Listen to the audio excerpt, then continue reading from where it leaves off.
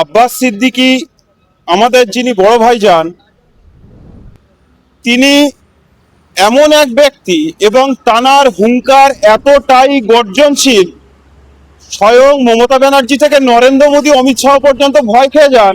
আর ওইসব ছিটছাট নেতার কথায় তো আইএসএফ এর ভোট গত লোকসভায় পড়েছে, গত উপনির্বাচন বিধানসভায় পড়েছে, আগামী দিন বিধানসভায়ও ওইসব নেতা আমাদের আইএসএফ এর একটা কর্মী অর্থাৎ আব্বাস সিদ্দিকীর অনুসারী একটা ভোটারকে রুখে দেখায়। আব্বাস সিদ্দিকী তো অনেক দূরের কথা ওনার কাছে।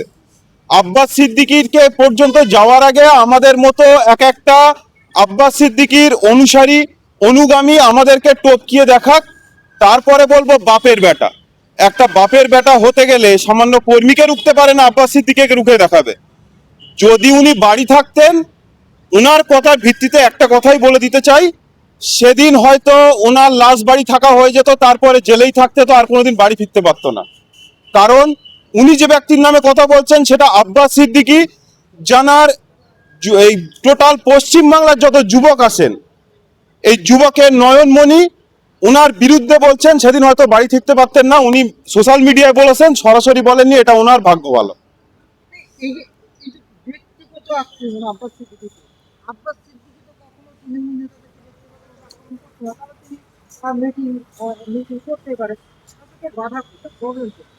দেখুন, শাসকের মেনলি বাধা হচ্ছে আরএসএস সংগঠনের অনেক শাখা আছে, তার মধ্যে ভারতীয় জনতা পার্টি যেমন একটা শাখা, ব কলমের তৃণমূল কংগ্রেসও একটা শাখা।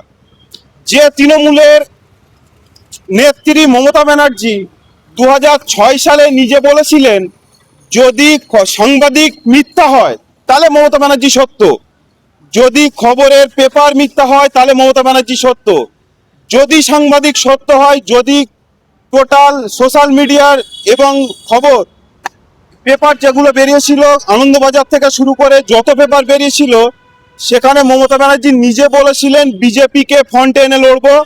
এবং তারপরেই আমরা দেখেছি সিপিএম এর বিরুদ্ধে তৃণমূল কংগ্রেস যে লড়াই করেছিল, এই যে সিঙ্গুরের যে লড়াই দিয়েছিল, সেটা কিন্তু ভারতীয় জনতা পার্টির টাকায় এই মমতা ব্যানার্জি ওখানে ধর্ণা মঞ্চ করেছিল এবং সেই ধর্ণা মঞ্চের উপেক্ষা করে ওনারা কিন্তু জয় পেয়েছিল। সেই জয়টা মমতা ব্যানার্জি নিজে এবং তৃণমূল কংগ্রেসের ঘর থেকে টাকা এনে করেনি, ভারতীয় জনতা পার্টির টাকা নিয়েই কিন্তু এসেছিল। সুতরাং আব্বাস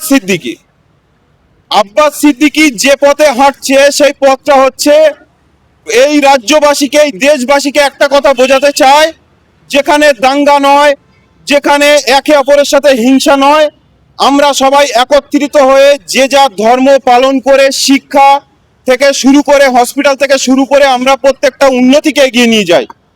ঠিক এই জায়গাটাই তৃণমূলের বাধা। কারণ তৃণমূল জানে আব্বাস সিদ্দিকী যে পথে হাঁটছে, আগামী দিনে এই রাজ্যবাসী তৃণমূলের সাথে, তৃণমূলের পাশে থাকবে না। সেটা অলরেডি ভাঙড়বাসী প্রমাণ করে দিয়েছে 2021 বিধানসভায়। আবার আসছে 2026, ওই ভাঙড়ের মতোই মডেল যদি বাংলার আরো চারিদিকে ছড়িয়ে পড়ে, এটাই শাসকের ভয়, শাসক ক্ষমতায় থাকতে পারবে না। আর যদিও যেই ক্ষমতায় আসুক, আব্বাস সিদ্দিকী ছাড়া ক্ষমতায় আসা টাফ হয়ে যাবে। তাই আজকে শাসক আব্বাসের বিরুদ্ধে আজ প্রতিবাদ করে যাচ্ছে।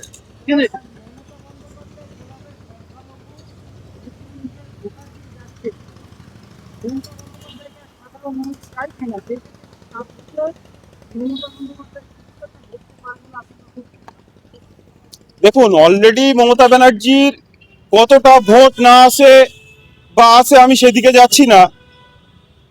পুলিশ মন্ত্রী যিনি মুখ্যমন্ত্রী, তিনি এছাড়াও যে দপ্তরগুলো মুখ্যমন্ত্রী নিয়ে রেখেছেন, সেই দপ্তরগুলো মমতা ব্যানার্জি একবার বলুক প্রশাসনকে যে আপনারা নিরপেক্ষ কাজ করুন। আমি বলছি, ব্যালটে তৃণমূলের ভোট খুঁজে পাওয়া যাবে না কিছু গুন্ডা, মাওয়ালি, সন্ত্রাসবাদী ছাড়া। একটা বুথে কিন্তু যদি 1000 ভোট থাকে, টোটাল রাজনৈতিক দল তৃণমূলের যদি কেউ থাকে গুন্ডাগিরি, মাতাল এবং সন্ত্রাসবাদী, তারা 100 থেকে 150-এর বেশি নয়। যারা তৃণমূলের তোলা তুলে পকেটটাকে মোটা করে প্রত্যেকটা সাধারণ মানুষের ঘরে গিয়ে হুমকানি চমকানি দিয়ে যেভাবে ভোট করায় এবং প্রশাসনের সাপোর্টে, সেই প্রশাসন একবার নিরপেক্ষ কাজ করুক।